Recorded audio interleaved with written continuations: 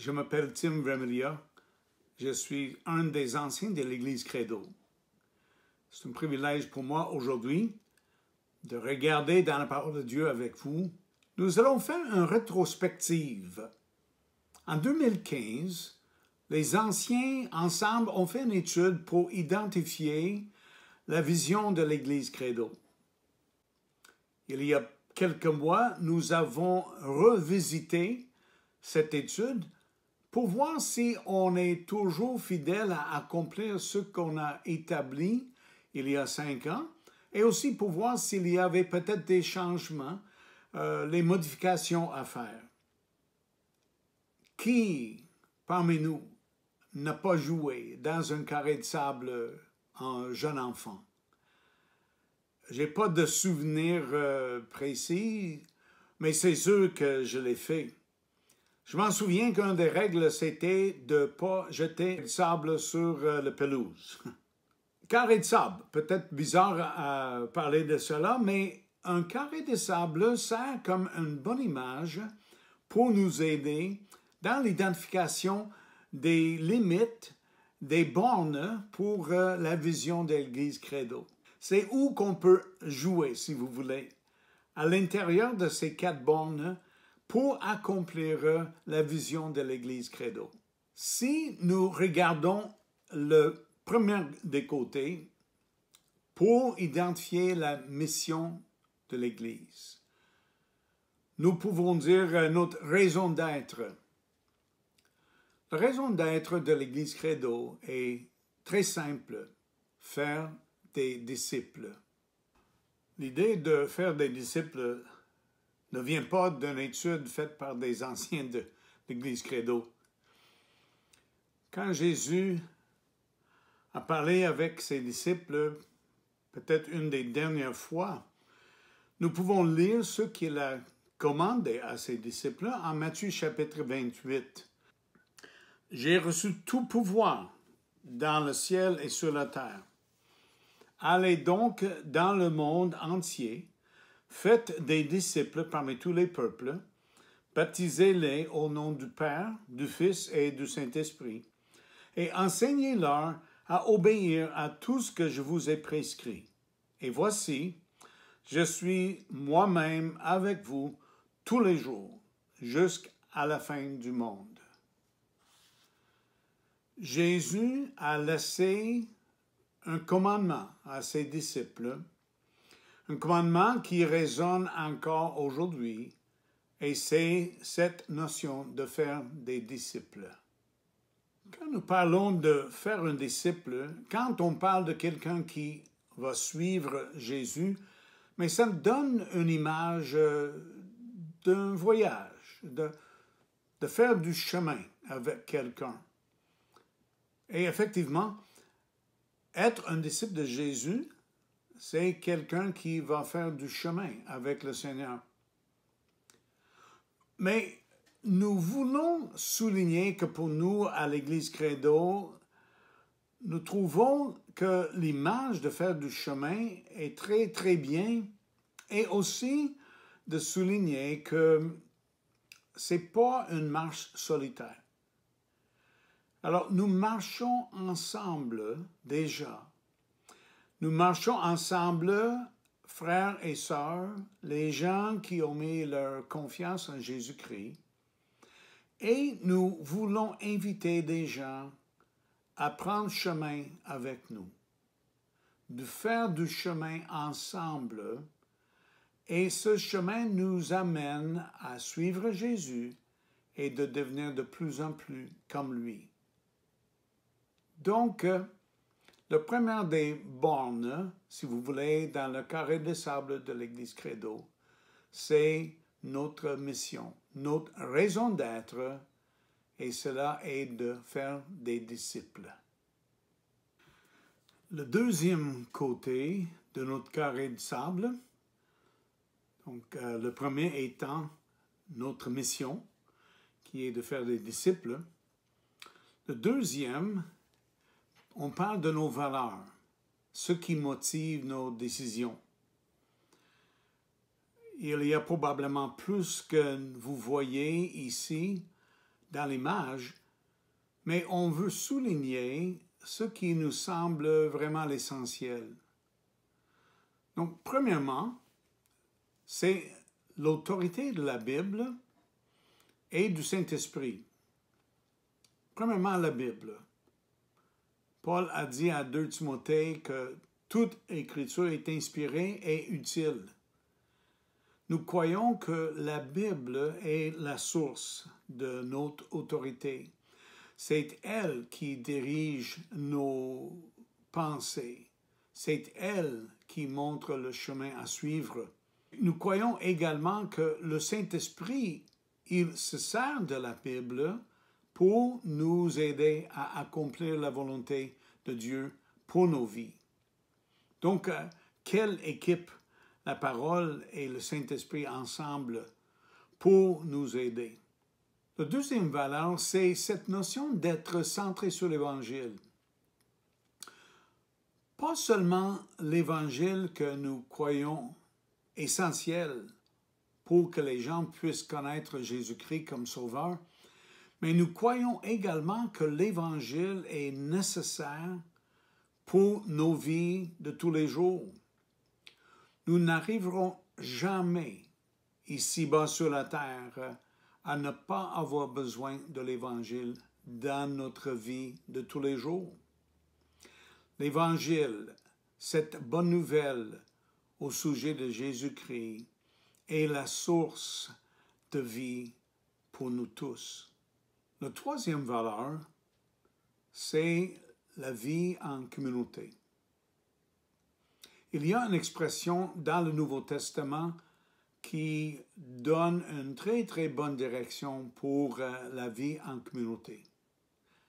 C'est une expression qui se trouve plusieurs fois et cette expression est les uns les autres. On n'a pas appelé à une vie solitaire. Même on est commandé de vivre en communauté.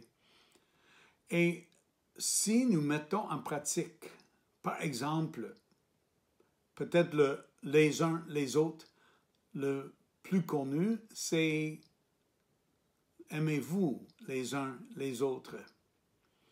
Jésus avait dit à ses disciples que c'était par ceci, l'amour les uns pour les autres, que les gens reconnaîtront que vous êtes mes disciples.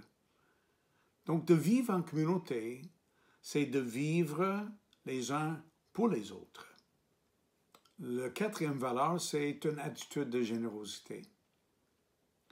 Nous croyons que tout ce que nous possédons vient de la main de Dieu. Donc, être généreux, c'est simplement de partager ce que Dieu nous a donné. Chercher les occasions d'être généreux avec des gens autour de nous. Paul a parlé de commencer par la famille de Dieu, mais c'est juste le point de départ, parce que cette générosité devrait toucher les gens dans notre entourage. La cinquième valeur, c'est l'unité en diversité. J'aime dire aux gens que nous nous préparons pour le ciel à l'Église Credo. Après cela, je vis une foule immense que nul ne pouvait dénombrer. C'étaient des gens de toute nation, de toute tribu, de tout peuple et de toute langue. Ils se tenaient debout devant le trône et devant l'agneau, vêtus de tuniques blanches, et ils avaient à la main des branches de palmier. Ils proclamaient d'une voix forte: « Le salut appartient à notre Dieu qui siège sur le trône et à l'agneau. » À l'Église Credo, nous sommes bénis d'avoir les nations du monde représentées. Je peux vous dire que pour Barbara et moi personnellement, ça nous fait chaud au cœur que Dieu, dans son plan, a dirigé vers l'Église Credo des gens de d'autres pays, des gens de d'autres langues, de d'autres cultures, et nous sommes plus riches à cause de cela. Le dernier des valeurs qu'on souligne ce matin et qui complètent ce qu'on parle des valeurs, ce qui motive nos décisions, c'est la notion de travail d'équipe. Nous croyons que Dieu a donné des dirigeants à l'Église, mais les dirigeants ont comme responsabilité d'aider tous les autres dans l'Église à bien servir le Seigneur. C'est lui qui a fait don de certains comme apôtres, d'autres comme prophètes, d'autres comme prédicateurs de l'Évangile et d'autres encore comparables à des bergers comme enseignants. Il a fait don de ces hommes pour que les membres du peuple saint soient rendus aptes à accomplir leur service en vue de la construction du corps de Christ. Le troisième côté de notre carré de sable pour l'Église Credo, c'est la culture. Comment vivre notre vie? Il y a un dicton qui circule à l'Église Credo depuis des années, probablement le plus répété de tout ce qu'on peut dire. C'est notre pari. Et le pari est basé sur une réponse que Jésus a donnée quand la question était posée, quel est le plus grand commandement? Maître, quel est dans la loi le commandement le plus grand?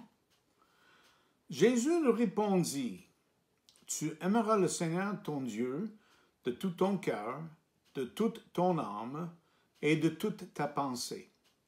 C'est là le commandement le plus grand et le plus important.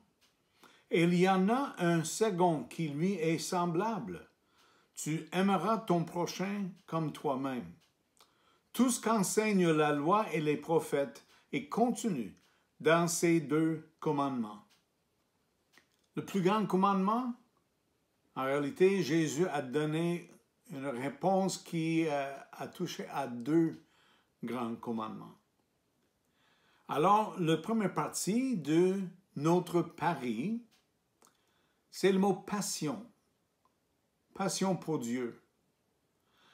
Une passion qui est caractérisée par l'adoration et la prière. Chaque croyant doit vivre une relation personnelle avec Dieu. Une relation qui est basée pas sur un légalisme, mais plutôt un amour pour Dieu, un désir de connaître celui qui nous aime. Par amour pour lui, nous devons chercher des occasions de le connaître et de tomber de plus en plus en amour avec lui. Le R dans notre pari représente les relations que nous avons avec d'autres membres de la famille spirituelle. Tantôt, j'ai fait référence à un commandement que Jésus a donné à ses disciples. Je vous donne un commandement nouveau. Aimez-vous les uns les autres. Oui, comme je vous ai aimé, aimez-vous les uns les autres. À ceci, tous reconnaîtront que vous êtes mes disciples, à l'amour que vous aurez les uns pour les autres. Comme la passion pour Dieu commence par une relation personnelle, les relations entre frères et sœurs dans la famille de Dieu sont importantes pour une vie communautaire. Le I dans notre pari est le mot implication. Une implication dans le monde autour de nous. Dieu nous a laissés ici sur la terre pour, entre autres raisons, de toucher la vie des gens autour de nous. Il y a des expressions telles que vous êtes le sel de la terre. Vous êtes la lumière du monde. Nous sommes des ambassadeurs pour Christ. Et toutes ces expressions montrent l'importance de notre implication dans la vie des gens qui nous entourent, dans la vie des gens qui ont besoin de connaître Jésus comme nous le connaissons. Les gens qui doivent connaître une relation avec Dieu comme nous le connaissons. L'année passée, pendant Grand Credo, j'ai introduit quelque chose qu'à ce moment-là, on appelait My Circle. Grâce à Jérémie Pitre, tout ce matériel est maintenant traduit en français et nous espérons bientôt le partager avec vous tous. Mon cercle. Certains vont se rappeler des 4 cercles. Le premier cercle, identifier. Identifier qui est dans nos cercles d'influence. Deuxième cercle, prier. Priez quotidiennement pour au moins une personne dans votre cercle. Troisième cercle, engager. Engagez au moins une personne de façon personnelle une fois par semaine. Et le quatrième, partager. Partagez l'Évangile une fois par mois avec quelqu'un dans votre cercle. La mission de l'Église Credo, les valeurs et la culture que nous voulons vivre à l'Église Credo, et finalement, et le quatrième côté de notre carré de sable, le plan d'action. Avec l'arrivée de COVID-19 et tous les changements exigés par le confinement, le plan d'action a déjà connu quelques versions. Je ne sais pas si nous sommes rendus au plan d'action 2,1 ou 4,5, mais dans 2 semaines, Michael va partager en plus grand détail le plan d'action rendu au mois d'octobre 2020. Mais avec les plus grandes lignes possibles, voici notre plan d'action. Par des rencontres de l'Église et de groupes, en personne ou virtuel, et par du temps personnel, avec Dieu, pour soi-même et pour son entourage, nous voulons croître et faire des disciples de Jésus qui vont à leur tour faire pareil. Une chose certaine, l'Église est une priorité absolue pour Jésus. Il a dit, « Je bâtirai mon Église ». Il a donné sa vie pour l'Église. L'Église est connue comme le corps de Christ, lui étant la tête. C'est notre privilège de faire partie du plan de Dieu en 2020, de faire partie de son Église, de faire partie de l'Église ici à Québec, de faire partie de l'Église Credo. Je vous remercie pour votre écoute aujourd'hui. Je vous souhaite une bonne semaine. Je vous souhaite une semaine où vous allez goûter à la grâce et l'amour de notre Dieu. Au revoir.